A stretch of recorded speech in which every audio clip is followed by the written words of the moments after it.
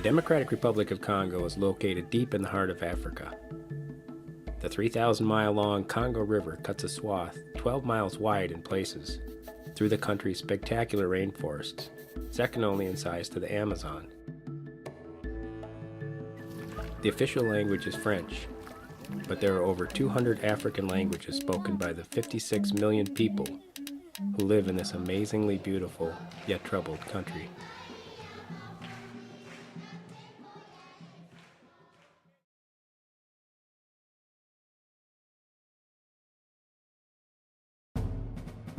The war in Congo officially ended in 2003, yet the conflict and dying continue.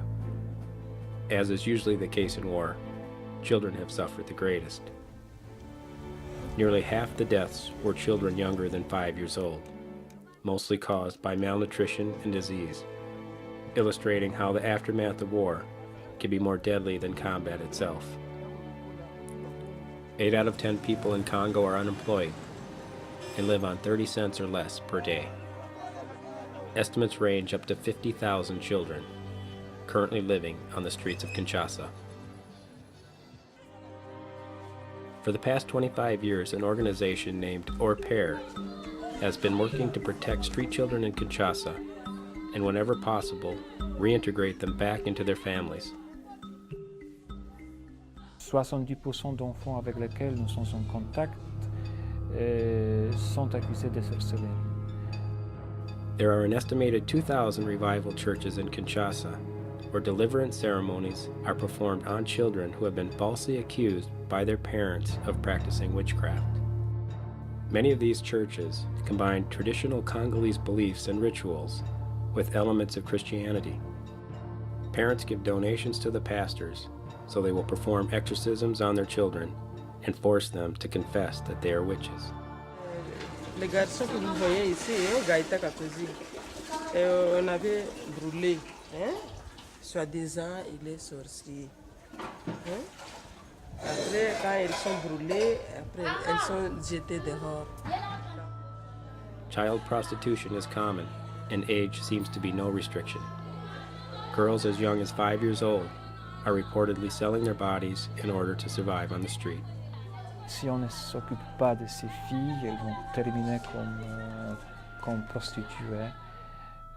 Notre ambition, c'est de sauver le plus de filles possible. The soap and clean running water eventually wash away the stubborn layers of dirt. But the memories of abandonment and the stark cold realities of life on the street cannot be so easily erased. Dominating the landscape around the city of Goma is the massive Nyiragongo volcano. In 2002, it suddenly erupted, sending a river of lava streaming down the mountainside towards Lake Kivu, with Goma directly in its path. Dozens of people were killed and hundreds of thousands were displaced.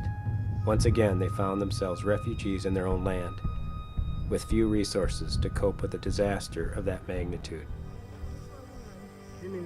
The chronic violence in eastern Congo makes the difficult task of delivering food and medicine to secluded areas in the countryside almost impossible.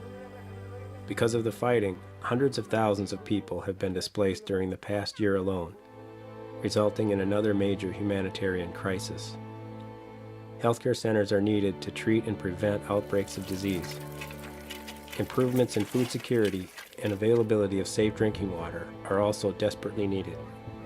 Donc, le besoin est énorme. Je ne saurais pas peut-être comment quantifier ça, mais le besoin est énorme.